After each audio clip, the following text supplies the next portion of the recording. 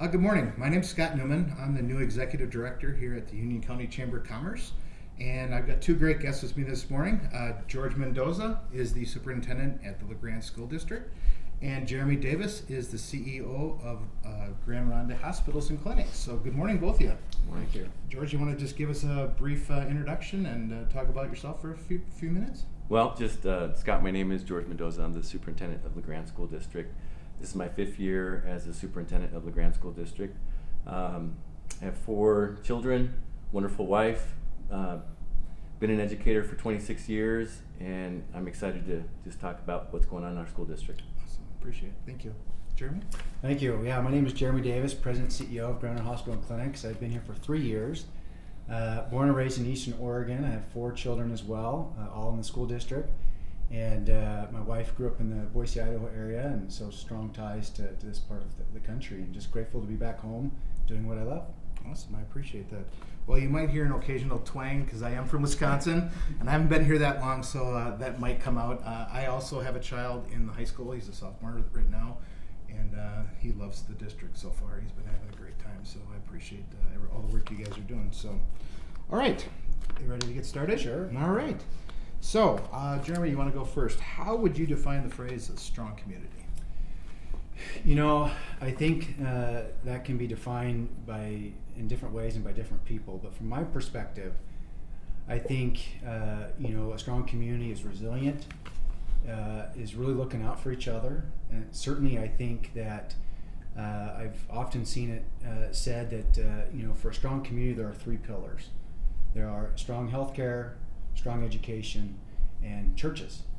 Certainly in other communities you could lay out whatever that third stool is, but certainly everything that I've seen and read predominantly lists healthcare and education as a real strong pillar for a community. Absolutely. George? Wow, I love his answer. I think I would just add to that the resilient, for us it's partnership, collaboration, working together, good citizens, folks that have good morals and values. From an education standpoint, we need great schools, great healthcare system, great public safety as well. I think when kids and when staff, but especially when kids feel safe, they do their best learning. And having that safety, having that structure, having that stability is important. And then thriving businesses, thriving economy also creates a strong community. I would have to agree with that. So we're definitely we're trying to do some new things here in town to try and help the business community. So with healthcare and with education, I think we're definitely in the right direction to make this a really great community and keep it up. Does strong community just relate to the wellness of our residents, or does it imply something maybe more sweeping? No, I think from my vantage point, certainly as a hospital, we recognize the unique role we play in terms of healthcare access, and certainly the health and wellness of a community. But I also think about Grande Ronde Hospital is one of the largest private employers in Union County. We have over 700 employees. I think we represent almost 5% of the workforce, and so certainly the economic support that we provide to this community should not be forgotten or mistaken. And so certainly that I think plays a role.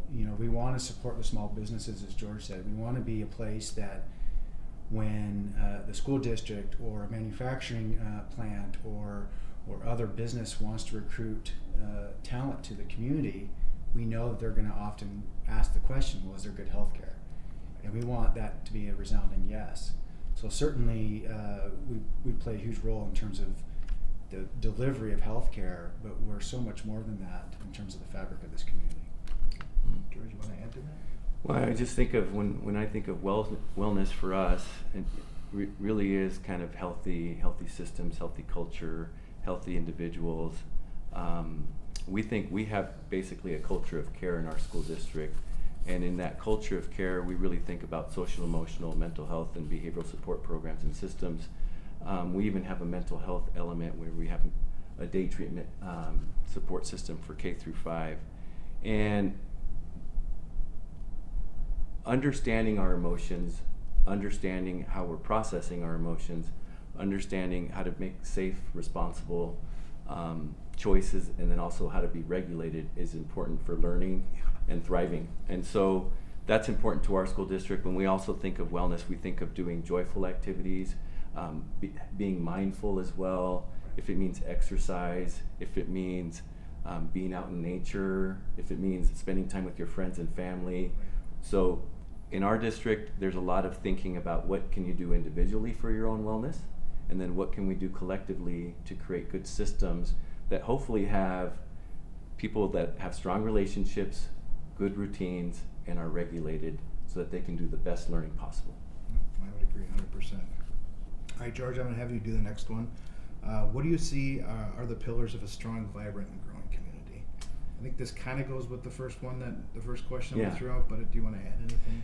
I think back to, great school system, great healthcare system, public safety, businesses or thriving economy as well. But in the end, resilient, as Jeremy stated, we need to be good at getting through problems and situations and coming out better and stronger because of that growth. We need to be good at collaborating. We need to be good at talking to each other, partnering where we can, applying resources together so that we can create better. I usually think of like if we're aligned in where we're trying to achieve something, and we're working towards that, whether it's a building, whether it's a hospital, whether it's getting kids to become champions at wrestling. Right. Congratulations, by the way. Oh yeah, no. When we're working together towards a common direction, usually good things happen, and those things are very important. And I don't care if it's mental health issues. If we're working together and we're getting better at applying resources and strategies and systems so that we can make mental health a strength for our community, that's usually the kind of work that Jeremy and I even talk about at times, so that we can make sure that our kids are healthy, our families are safe, are healthy, and our community is safe. So those are thoughts that roll, I guess, in my mind. Excellent. You want to add anything? I echo George's sentiments, and I would say, I think what makes a strong community or a strong pillar is taking advantage of your strengths. I think one of the things that we have is you look at our valley, the recreational activities that we have. So there is a lot of opportunity to get outdoors and to refresh and rejuvenate. And then I just think of Eastern Oregon, and the word comes to mind is grit. I think of those Oregon pioneers, and they had to be self-sufficient. They had to figure out and solve their own problems. And I think that mentality has carried itself to today. And I've met a lot of folks in my 3 years here who have been attracted to LeGrand and to Union County because there is a can-do attitude. There is a spirit of collaboration. There is a spirit of wanting to work together to solve these problems, because let's face it, oftentimes we are not going to get the support we need at a state or federal level. Right. We can ask, we can try, and certainly we're grateful for any support we do get, but most of the time we're going to have to solve it ourselves. And so that's what I've enjoyed, in my time here. And George and I have had numerous conversations, as he's alluded to, where we sometimes sit back and we brainstorm. How can we partner? How can we address mental and behavioral health? How can we address other social needs to make this a healthy and vibrant community? And I have to add in that since I've been here, the amount of outreach from the community, from the school district, from the hospital, you invited me up to a breakfast. I mean, just the outreach since I've been here, the people of Eastern Oregon have been fantastic. I mean, nice, friendly, the outdoor environment, as you talked about, there's just so much to do here. And I'm so happy to be here. It's been great so far. So, all right, George, are you ready? Sure. What role can education play, and can you give us an example of how we can continue to grow and build? Yeah, well, education in general, the role it has, no matter what, is to ensure that students graduate, to ensure that students graduate healthy and safe, that we have the opportunity for students to be good citizens, to have good work ethics, good job skills, good soft skills, that they can pursue any post-secondary option that they want. So if they're really interested in going to a university or a trade school or just getting into the workforce, that we get them ready for that, that they're ready to contribute, that they're ready to be good citizens, that they're ready to think in a way that it's my job to give back. So we do a lot in our school district to make sure that we build service into activities that we do. One of our goals is that 100% of our students will participate in some type of active service each school year. We also do more to increase club sports and participation in activities, because we believe that if we have children participating in club sports or activities, that they will pass their classes and that they will graduate. So there's a lot of things that our school district wants to do. We got to make sure that students are good at critical thinking, problem solving, understanding, reading, writing, math, social studies, all those kinds of important foundational core concepts that schools teach, but we want them prepared for the world. Education also needs to understand the needs of the community, the needs of the workforce, and make sure that we align programs and systems so that students can go into those jobs and contribute at a high level. So we look at pathways, we look at the skills, we look at the trades, and then we make sure that we have programs that align to that. So that, to me, is what a good education system does.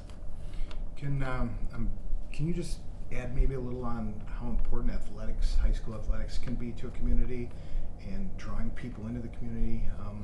I know my experience in Wisconsin, there was a suburb of Madison that was great at football, and that town attracted so many old Wisconsin football players because their kids wanted to play for that program. So is there a role athletics can play in growing a community? I love that. Well, at the very least, it helps kids to move, to have physical wellness, for them to grow in relationships and have great experiences, to be team players, to learn how to communicate and collaborate, to work on a common goal and go in the same direction. For me, just alone, sports is really what gave me the opportunity to be sitting in this chair right now. If I didn't have sports, I wouldn't have gone to college. I wouldn't have become an educator. I wouldn't have been a superintendent. Sports really gave me a lot of the things that I am today. So, yes, if you didn't know this is good for you to know, Scott. Okay. So, even in the last 5 years, there's a thing called the Oregon Cup, and it has to do with athletics and activities in the state of Oregon. And we're a 4A school district. They go 1A all the way to 6A. In Oregon, there's 41 school districts that are 4A districts. In the last 5 years, we've either been the third best, second best, or first best each year as it relates to sports and activities. From our wrestling program, football program, softball program, volleyball program, basketball program, all the way to choir and band. So we have very strong athletic and activities programs in our school district. We are continually in the top 3 of the state. So do I think it matters? I would say it matters a great deal. We invest into our kids, we invest into our programs, and for us to have a top 3 program in the state continually usually means that we have really great parents, we have really great athletes, and we have really strong coaches, really great coaches that put in a lot of time, put in a lot of effort, a lot of off-season skill development, and relational building and relational capacity with kids to get the best out of them. So I would say if you come to this community and you live in this community, you'll probably experience a lot of people pouring into kids, trying to get the best out of them, and usually having really strong results. Right, and I think that's very important. And what role can health services play? And maybe kind of go into the athletics. Yeah, if you can, like sports medicine. To piggyback a little bit on what George said, what I love about LeGrand is that there is this fabric that's woven together that integrates sports and extracurricular activities, the arts, music. I know that when I've talked to numerous providers as we're trying to recruit them, they ask for these for their children, and we're able to talk about programs that a lot of other rural communities don't have. And so it really does, I think, allow our youth and our children to become more well-rounded and better prepare them for growth and development and adulthood. Certainly, I think healthcare, we're that underbelly, that foundation that's making sure that these students get access to the healthcare they need, that they're meeting their milestones, both cognitively and physically and emotionally and mentally. And we've been very successful over the last 3 years. We've signed 45 new providers. We've continued to expand and grow services, trying to make that accessibility easier. We recognize that healthcare can still be a challenge to access for many folks. We were very early adopters of telemedicine, leveraging technology So the beauty of that is that when the pandemic hit, we were able to leverage technology. We already knew how to use it. We didn't have to scramble and figure out how to make it work. That's nice. And so, I think again that athletics and sports and all that, we want our athletes to be healthy and strong and tuned up so they can compete as they'd like to on the field or on the court or wherever it may be. But there are so many other activities. I think of the Elgin Opera House. I think of the music. I think the music program has won a lot of awards. I would say I would say 5 or 6 state championships in the last 11 years. Wow. We win about half of them. Wow. Really awesome. And if we don't win, we're in second place. So. And then George we have great teachers. George mentioned that the district has a goal of service, and I'll tell you, we've actually been on the receiving end of that. We've had some students who have volunteered up here to help with some landscaping and this and that, and so it's not just words. I mean, we see it happen. I've seen it happen, and it's those little things that again make you, I think, connected to a community. And I'll tell you, as an administrator, it actually invigorates me and energizes me to even try even harder, because I see the impact that this hospital and our staff, our nurses, our doctors are having on this community, and so it motivates you to want to keep building, keep growing, keep challenging why we do what we do, because folks depend upon us. Right. All right. How can education and healthcare kind of complement each other? Do you see how can we continue to grow and work closer together? I mean, so things that you can see.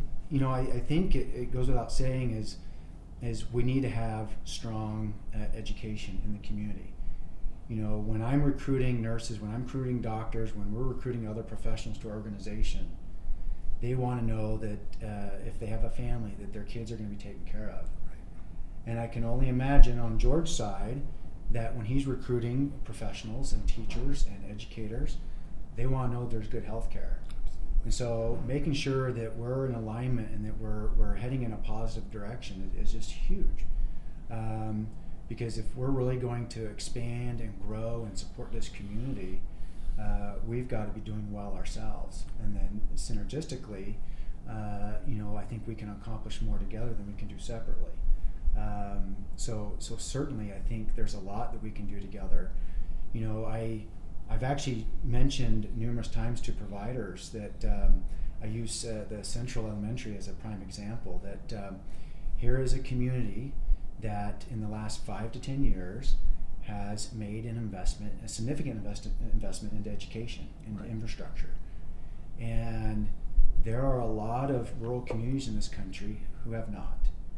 And I came across a recent study that interviewed, I think it was 391 physicians who were in their final year of residency. And they asked them, what size of community are you looking to practice in? It was less than 1% that were targeting a community between 10 and 25,000, which is LeGrand. And so the fact that I'm able to talk about our community in a positive light, in terms of recreation, in terms of manufacturing, in terms of law enforcement, in terms of education, making needed investments, I think, again, gives us a step up in terms of trying to attract these folks to our community. Why do you think it's that only 1% are trying to target a town of our size? Why is that? Why they want to go to the big city and get the lights? I'll be candid. I don't know. Maybe they just don't know better. I think often the providers that we have talked to, they didn't know that a community like LeGrand or a hospital like Grande Ronde Hospital existed.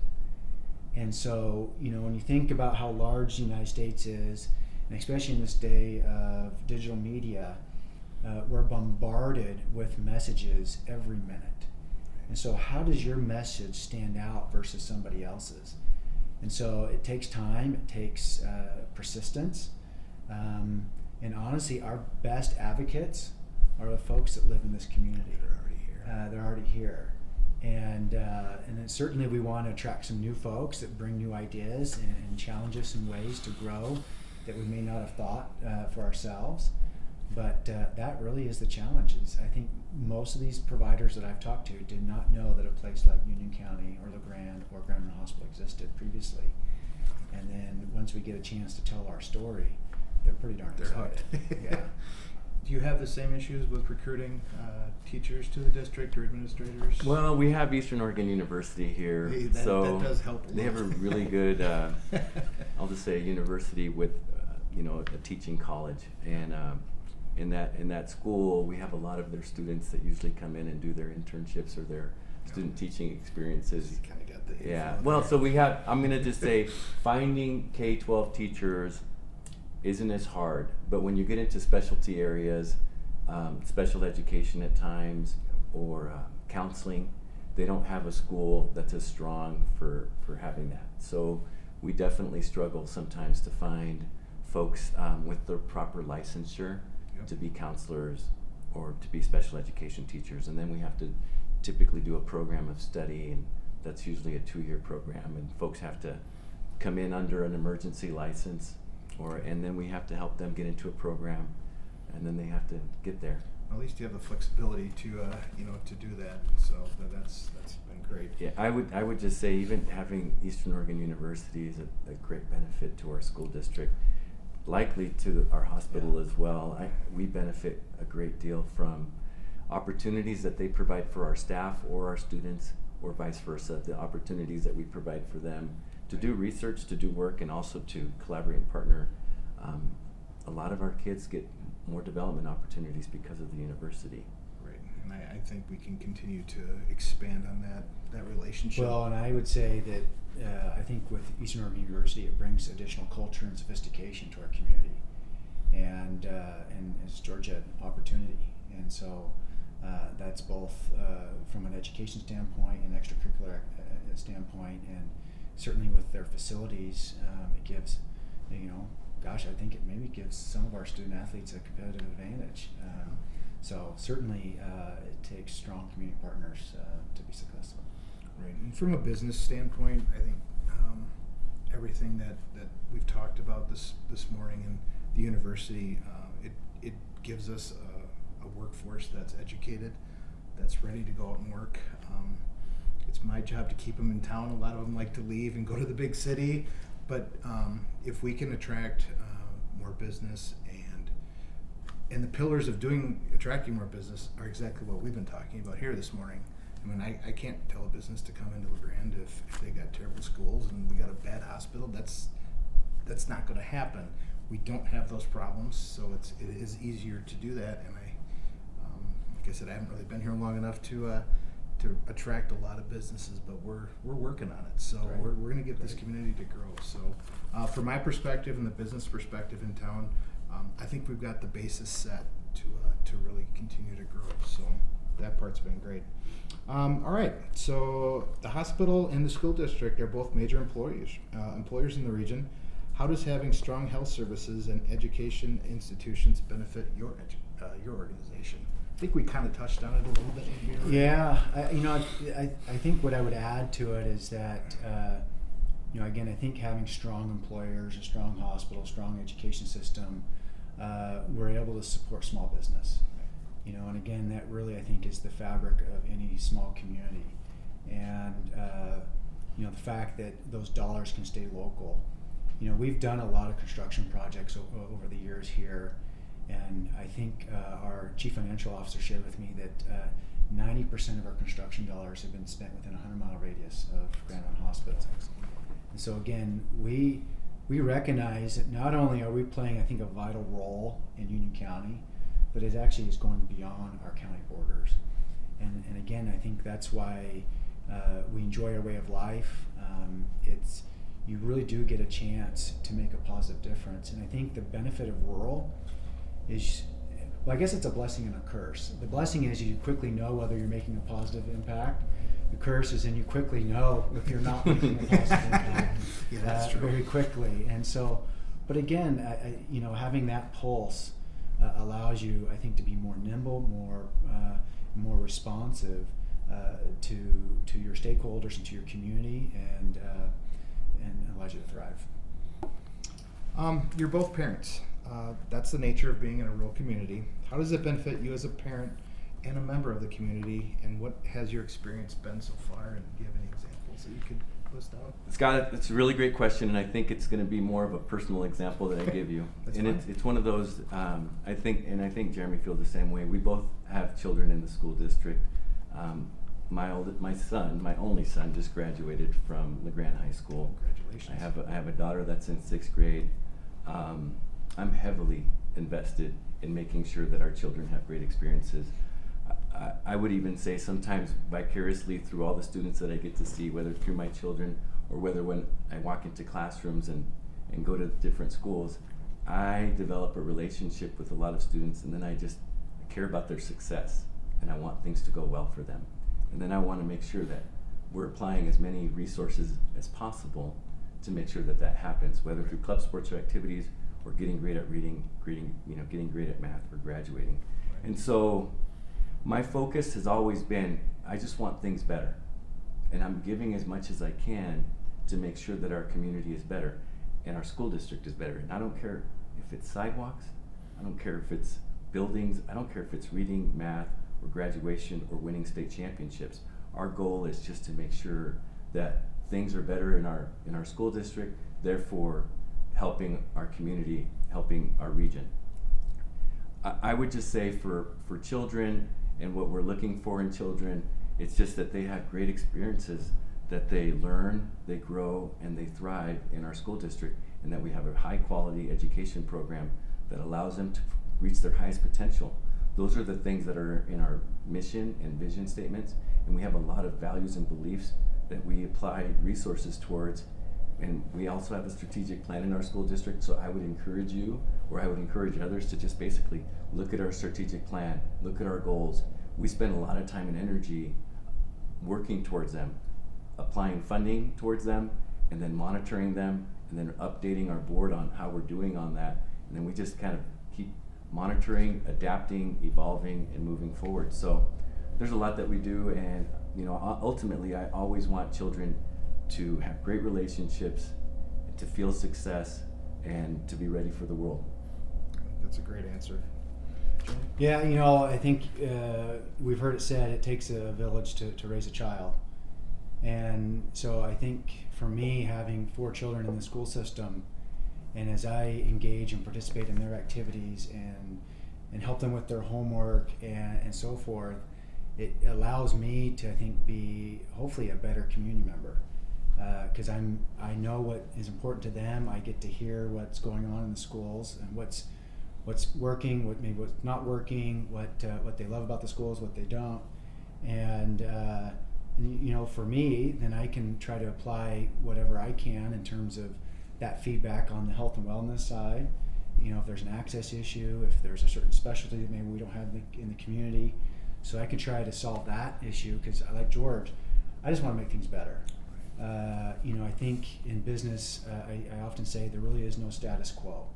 You're either growing or you're contracting. Correct. And yeah, there's moments when it's okay to pause and catch your breath, but we got to constantly kind of lift your chin up and be looking ahead. What's that next hurdle that we want to overcome? That next little thing that we want to improve? And some of them are very substantial and big. Others are very small. And I think as we keep our children at the center of what we do in this community, obviously I think over time our community will benefit from that. It really does turn over generation to generation. So as we make the kids' experience better, as we improve their education, as we improve their health and wellness and their outcomes, it can't but improve and lift our community over time. I know one of the things when I was looking to move here, I did my research. I looked at the school district, I looked at the hospital, and the city in general, the economic growth that was going on in the area, and everything that I found in my research was just top notch, which ultimately attracted us here. So to move my whole entire family across the country, that was a big deal to make sure that we made the right move, because I do not ever want to move again, because that was not fun. So it was definitely a challenge, but like I said, everything that in my research was top notch on both. So all right, we can all agree that we want and need a strong, vibrant, and growing community. Why is it important that we continue to reinvest over time? what will happen if we don't? Yeah, I think it kind of goes without saying that, as I mentioned, if you're not growing, you're contracting. Correct. And I think in this day and age, as I mentioned, with social media, and you're constantly being bombarded with information, it seems like every second. It's a very competitive world out there. And I think, again, that's where the work that the school district is doing in preparing these students for that world is so important. And so I think for the hospital standpoint, a lot has changed. We had surgeries, 10 years ago that you would end up staying here for 3 days. Right. Now you're going home same day.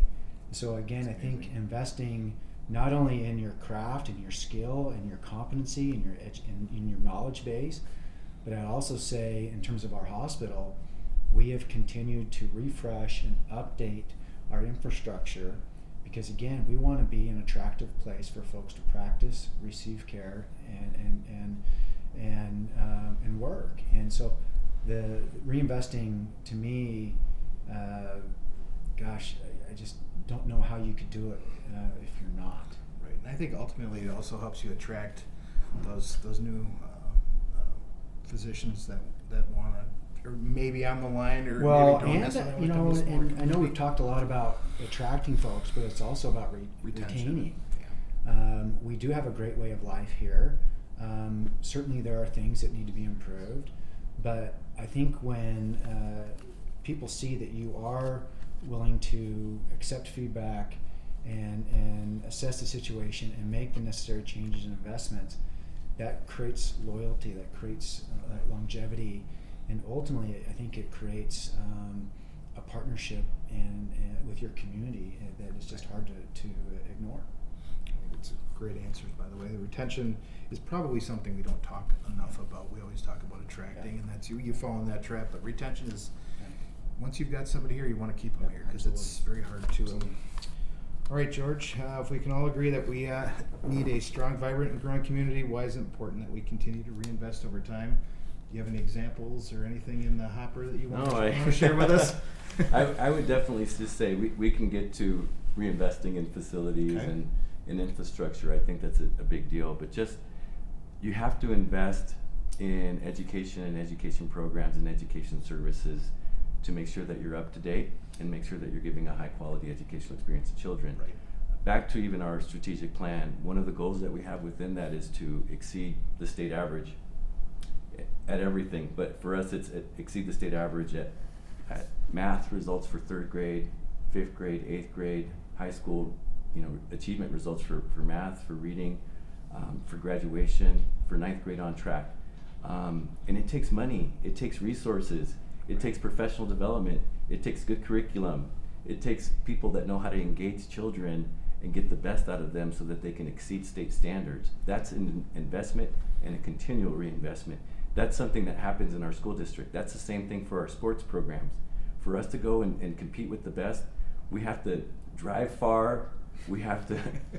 we have some kids sometimes that are gone 20 days to 25 days out of the school year because of the distance that we have to travel to compete against some of the top programs in the state. It's a unique situation. It takes money, it takes time, it takes energy. It's a continual investment and reinvestment.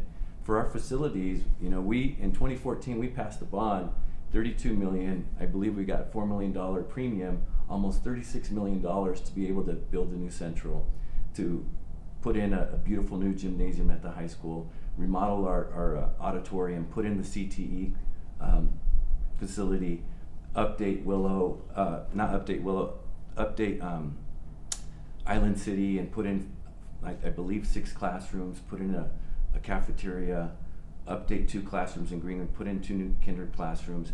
We were able to do so many things, and then from there we were able to get about $9 million more. We increased our student enrollment. We were able to put in a new track, a new tennis court, work with EOU, help them to put in their field turf. Now we put in field turf as well for our softball and baseball fields.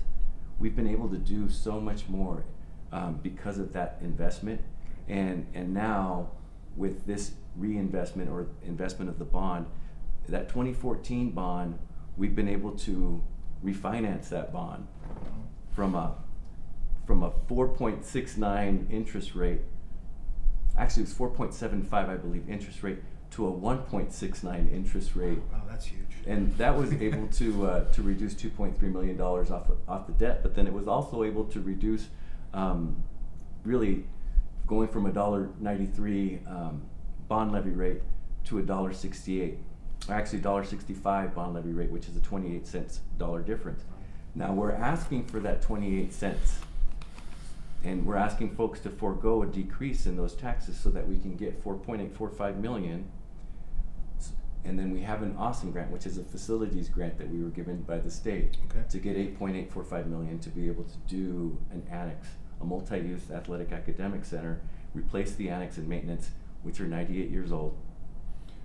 Probably do, I would The think. annex is 98 years old, Yep. and then the maintenance building is 111 years old. Okay. And we need to reinvest in our facilities. Yes.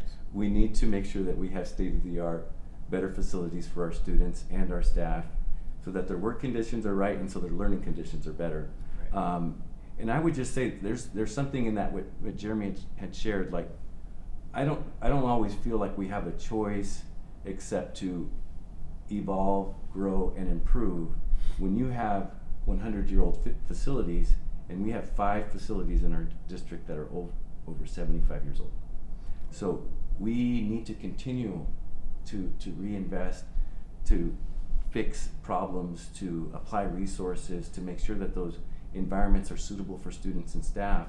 And I don't get to just pause and say, we're going to let that 111-year-old building become 125-year-old building that really isn't getting used anymore and isn't really safe. Right. When we have buildings that after 100 years old, their foundation is deteriorating, their cement, their mortar, their bricks are deteriorating, the structural integrity is going away, 100-year-old pipes, 100-year-old wires, 100-year-old roof, all of these things are, I'll just say, not as strong as they once were when they were new. And I'm very thankful that we've used them and that we've got to use them for over 100 years. I think that that's great, but it also means that we do need to reinvest.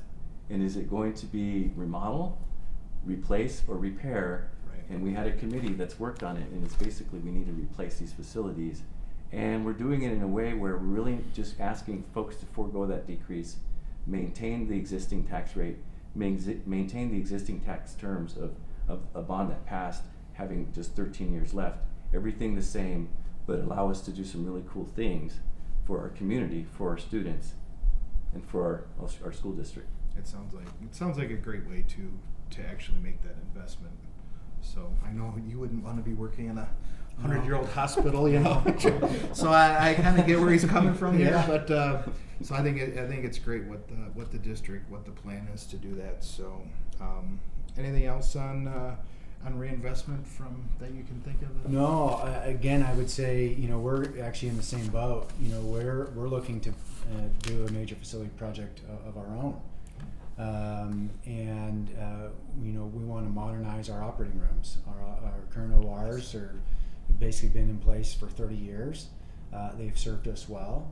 But again, when you think about the pandemic, and we are starting to see some population shift across the United States. I think with the pandemic, a lot of folks are now targeting rural communities. They want to get back to a simpler way of life.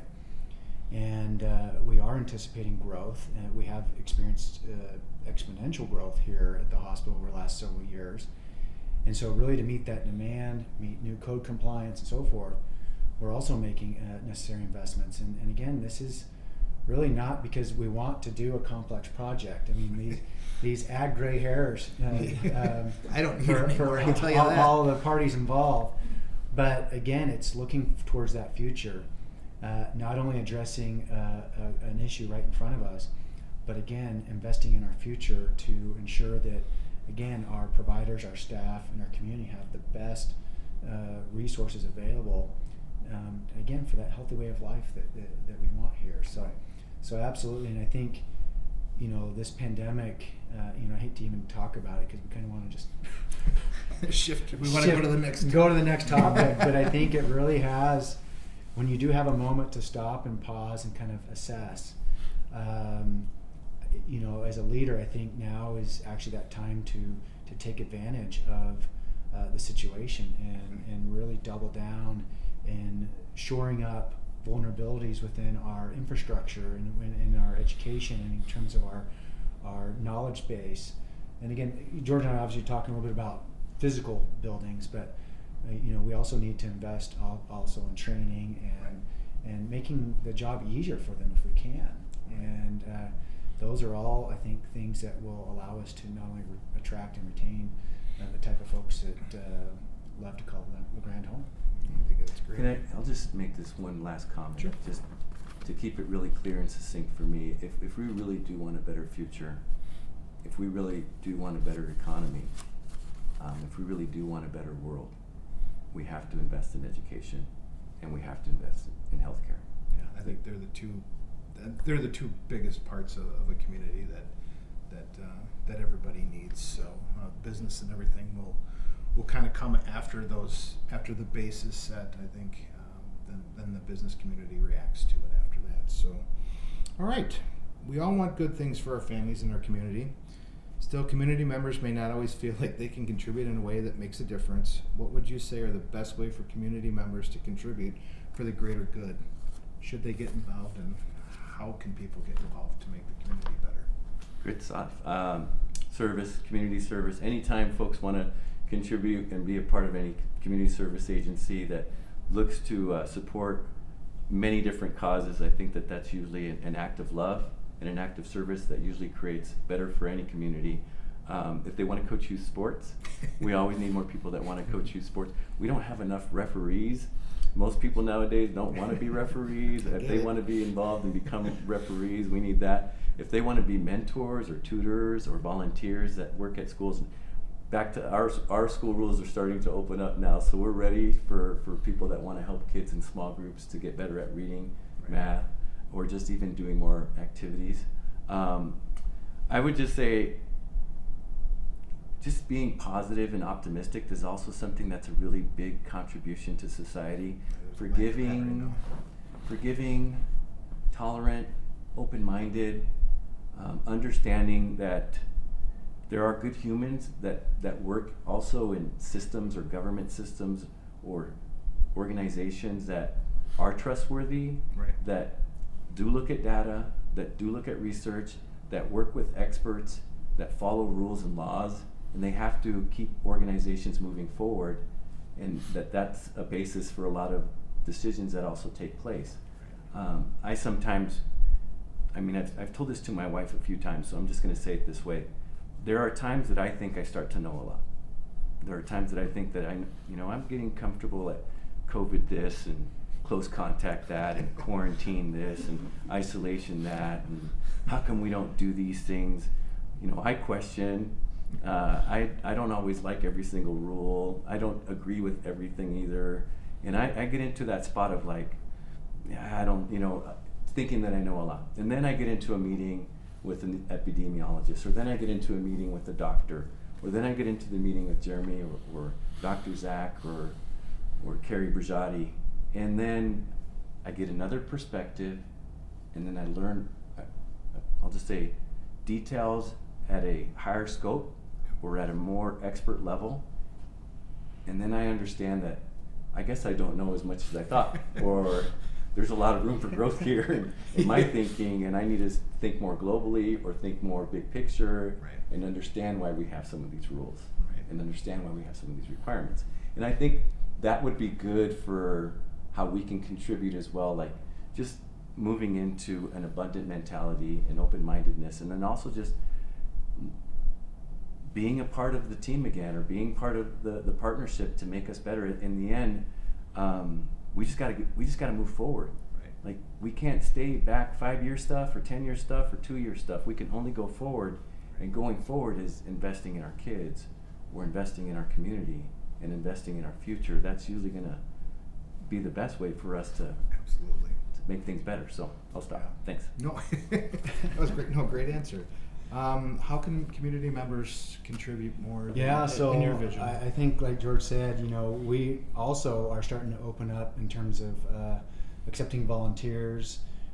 We've continued to allow various students come and do some shadow experiences that I think often folks don't realize that we do that for those that want to pursue maybe a health profession down the road. As I said earlier, it takes a village to raise a child. And it really is that fabric of volunteers, of parents, and even high school students who have some time on their hands to volunteer and give back, because they're laying a foundation, they're planting a seed that might give a child that inspiration, that vision to achieve something that they didn't have them for themselves. And and I think with the pandemic, I think, and George kind of alluded to this, I think we're at a point in our community, in our society, where what's the word I want to use? There is some tension, there is some conflict. And we're tired, and many of us maybe even feel a little beaten up because it's been tough, and there's been a lot of things that we did not have the local control, we didn't have the local decision making that maybe we wanted, but we did the best we could with the data and the information we have, and we need to learn from that. And I think now that we're with the Omicron appears to be behind us, and things are starting to open up, and with the emergency declaration going away, I hope it's a time that we kind of take stock in what we've been through and start to look forward, and what do we want our community to be, and what do we want it to look like. And certainly I think with strong education systems, strong healthcare, and a community that is committed to moving forward and really growing and adapting from the experience that we had, I think is going to be huge, because there are people who are looking for communities just like Union County, and we want to capitalize on that. I certainly think this is a place that people can grow. So, all right, we're coming down to the wire. So I know you both value healthy communities and are both working hard to achieve that every day. The goal at the Chamber is the same thing. We want to attract people, get them into town, keep them in town once they're here. So I appreciate everything that both of you have done for the community. Do you have any final thoughts on maybe you want to leave with the community before we wrap up today? I think I've shared so many things. I would just say again, where we can focus on kids and put a lot of energy into the needs of children and make that a priority, I would ask for folks to do that. I do think that we've gone through a lot of trauma, and I do feel that folks probably do have some anger or resentment at times, and I think in the end, my hope is that folks just forgive as well, or communicate. I'm always open to visiting with anybody about what we've done and why we had to do it, and really the compelling reasons that we were required to do different things, but that in the end, all we can do is go forward now. And we've got building issues that we got to address. We've got graduation things that we want to accomplish. We've got many things that we need to keep doing for the success of our children, the success of our community, and that's really, to me, the driver of the future. And if folks want to spend time visiting with me about our bond, I'm happy to visit with anyone as it relates to that. Or if folks want to visit with me about our school district and our operations, I'm happy to visit with anybody on that as well. And I think communication between the community and all levels is going to be very important, especially if, God forbid, something happens like the pandemic again. The communication and just getting out what's really going on at every level, I think is going to be very, very important. So, you have any final thoughts? I'm an optimist by heart. I'm a glass half full guy, not half empty. And I'd say, the mission doesn't stop. I think from our vantage point from the hospital, we have kept an eye on our mission in terms of healthcare services here in Union County. And yeah, there are times when our chin had to look down closer to our feet and address something right front and center. But I really am sensing a bit of optimism.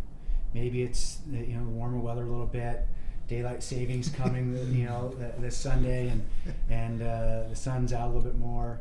But I really think that there is a sense of optimism that I'm hoping that the worst is behind us, and that we really do look forward and lift our chin up and look ahead. And we have some exciting things that I think, when you think about Grande Ronde Hospital and some of the investments that we've made in the community in terms of growth and services and provider specialties, what the school district has done, we've learned a lot over these last 2 years, and that experience will only but help us be stronger as we make additional investments and decisions going forward. So yeah, I think, again, the mission doesn't stop and hasn't stopped.